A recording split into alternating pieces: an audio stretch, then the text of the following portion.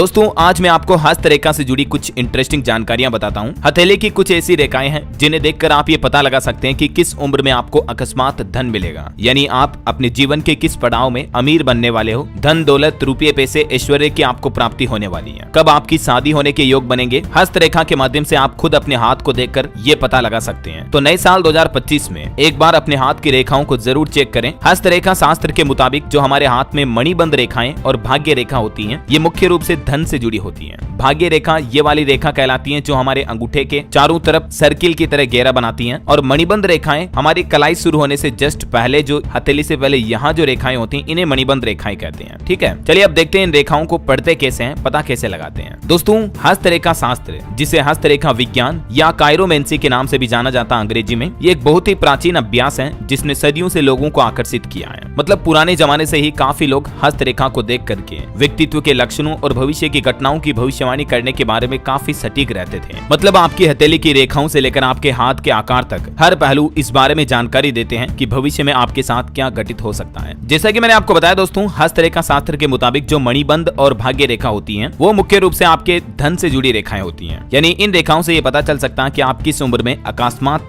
धन की प्राप्ति करोगे, ढेर सारे धन लाभ आपको मिलेंगे। ठीक है ना। तो पहला पॉइंट देखिए, यदि किसी जातक की भाग्य रेखा साफ सुथरी और बिना टूटी हुई हो तो ये संकेत देती है कि व्यक्ति को धन प्राप्ति के अवसर जल्द ही मिलने वाले हैं। भाग्य रेखा का मतलब तो समझ गया ना, मैंने आपको बताया ना, अंगूठे के चारों तरफ जो ये अर्ध चंद्राकार या हॉकी स्टिक की तरह जो ये होती है रेखा, ये भाग्य रेखा होती है। ये टूटी फूटी नहीं होनी चाहिए, साफ सुथरी होनी चाहिए। यदि आपकी उम्र 25 से 35 साल के बीच की है और इस दौरान उनकी भाग्य रेखा अगर स्पष्ट होती है तो ये संकेत है कि युवा अवस्था में आप धन कमाएंगे और आपको अपार सफलता मिलने वाली है। यदि जातक की उम्र 35 से 50 साल के बीच है और इस आयु में इस रेखा का मजबूत होना, मतलब ये कि मध्य काल में आपको अपार धन प्राप्ति हो सकती है और धन की स्थिरता का संकेत भी होता है। यदि जातक की उम्र 50 साल से भी ऊपर है और ये रेखा फिर भी साफ सुथरी गहरी रहती है तो आपको वृद्धावस्था में आर्थिक रूप से समृद्ध बने रहने का संकेत मिलता है। मतलब लंबी उम्र में, ज्यादा उम्र में भी आपको धन की कमी नहीं होगी। अब देखते हैं शनि पर्वत का महत्व है। शनि पर्वत क्या होता है, देखिए आप हस्तरेखा में जो हमारी ये उंगलियां होती हैं, इनके जो आगे वाले उभार होते हैं, अंगूठे के बाद जो पहली अंगुली होती है, इसका उभार गुरु पर्वत कहलाता है। मिडिल फिंगर बीच वाली अंगुली का उभार शनि पर्वत कहलाता है। तीसरे नंबर की फिंगर का उभार सूर्य पर्वत कहलाता है और फिर सबसे छोटी उंगली का उभार बुध पर्वत कहलाता है। ठीक है, हम यहाँ बात करें शनि पर्वत के प्रभाव के बारे में। यदि शनि पर्वत पर रेखा उभर रही है तो ये इस बात का संकेत है कि उस जातक को उसके जीवन में मेहनत और भाग्य के बल पर धन और समृद्धि की प्राप्ति होगी। अगर भाग्य रेखा आपके शनि पर्वत पर जाकर समाप्त होती है तो फिर तो ये अपार धन प्राप्ति का संकेत देती है। जैसे आप देख सकते हैं, ये जो भाग्य रेखा आ रही है, यहाँ से बीच से भाग्य रेखा का एक छोटा सा डंडा निकला हुआ है और ये शनि पर्वत के ऊपर जाकर अगर क्रॉस करता है तो ये बहुत ही भाग्यशाली चीज मानी जाती है और इसमें आपको अपार धन प्राप्ति के योग बनते हैं। यदि आपकी भाग्य रेखा टूटी फूटी या फीकी है तो फिर आपके जीवन में आर्थिक बाधाएं आ सकती हैं, धन थोड़ा अस्थिरता का संकेत देता है। हालांकि ऐसे में निराश होने की आवश्यकता नहीं है, क्योंकि कड़ी मेहनत और सकारात्मक दृष्टिकोण से आप इन बाधाओं को दूर भी कर सकते हैं। आप नोटिस करना, अभी आप अपनी हथेली का फोटो खींच लेना अच्छे से, फिर देखना साल भर 2 साल बाद आपकी हथेली की रेखाएं ही बदल जाती है। जैसे जैसे हमारे जीवन में भाग्य बदलता है, हाथों की रेखाओं में परिवर्तन आता है। भले ही आप इस बात पर विश्वास नहीं करोगे, लेकिन मैं गारंटी दावे के साथ कहता हूँ, आप अभी इसका फोटो खींच के रख लो अपने फोन में, 6 महीने, साल भर, 2 साल बाद देखना, आपको कुछ रेखाएं नई बनती हुई दिखेगी, कुछ रेखाएं जो पुरानी बनी हुई है वो मिटती हुई दिखेगी। यहाँ तक कि कुछ रेखाएं लंबी दूरी बनाती हैं और कुछ रेखाएं घूमती भी हैं। ये बहुत ही स्लो मोमेंट पर बदलाव होता है, इसीलिए हम इसे अपनी आंखों से महसूस नहीं कर पाते हैं, लेकिन आप फोटो खींचकर इसका वेरिफिकेशन भी कर सकते हैं। चलिए अब देखते हैं, मणिबंध पर कुछ ऐसे निशान बनते हैं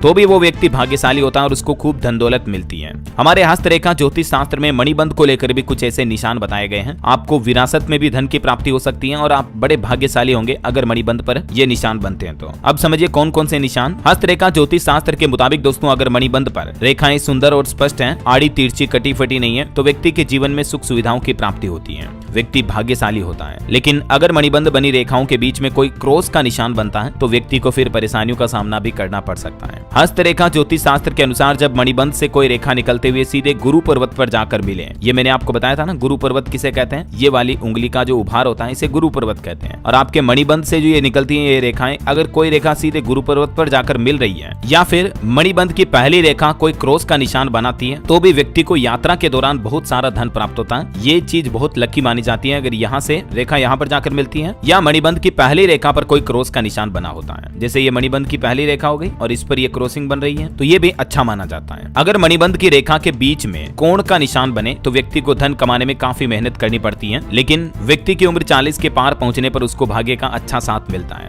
ऐसे लोगों को पैतृक संपत्ति से भी अच्छा खासा धन प्राप्त होता है और ऐसे व्यक्ति को जीवन में खूब सारा धन दौलत और मान सम्मान की प्राप्ति भी होती है। मणिबंध पर कोण बनना चाहिए, मतलब बिल्कुल जैसे यहाँ पर आप देख सकते हैं कोण बन रहे हैं। वहीं हस्तरेखा ज्योतिष शास्त्र के अनुसार कई लोगों के हथेली पर बनी रेखाओं के बीच में त्रिकोण का निशान होता है, त्रिभुज जैसा। तो मणिबंध की पहली रेखा के बीच में त्रिकोण का निशान बनने पर व्यक्ति को अपने पूर्वजों द्वारा बनाई गई संपत्ति भी मिलती है। जैसे यहाँ पर ये त्रिभुज जैसा त्रिकोण बन रहा है, ये मणिबंध की पहली रेखा के बीच में अगर होता है तो आपको विरासत में भी कई संपत्तियां मिलती हैं। अगर किसी व्यक्ति की हथेली पर बनी मणिबंध रेखाओं के बीच में तारे का निशान हुआ, स्टार जैसा बना हुआ, तो भी वो व्यक्ति बहुत भाग्यशाली होता है और उनके जीवन में खूब सुख सुविधाओं की प्राप्ति होती है। ठीक है, तो ये आज अपन ने 2-3 रेखाएं और 2-3 गुरु पर्वत, मणि पर्वत के बारे में, शनि पर्वत के बारे में चीजें देखी। और भी अगर आप मंगल पर्वत, जीवन रेखा, आपकी जीवन आयु, स्वास्थ्य को लेकर भी अगर हस्तरेखा विज्ञान के बारे में जानकारियां जानना चाहते हैं तो कमेंट करके बताइएगा मुझे। आपके नाम का पहला अक्षर कमेंट में लिखना और कमेंट में यस DLS भाई जरूर लिखना, ताकि मैं आपको और हस्तरेखा विज्ञान से जुड़ी डिटेल जानकारी कंप्लीट बता दूंगा, A to Z इन्फॉर्मेशन, जिससे कि आप खुद हाथ देखकर पता लगा पाओगे किसी का भी कि यार इस व्यक्ति के जीवन में क्या चल रहा है या आपकी लाइफ में आगे आने वाला समय कैसा रह सकता है। तो अगर आप जानना चाहते हो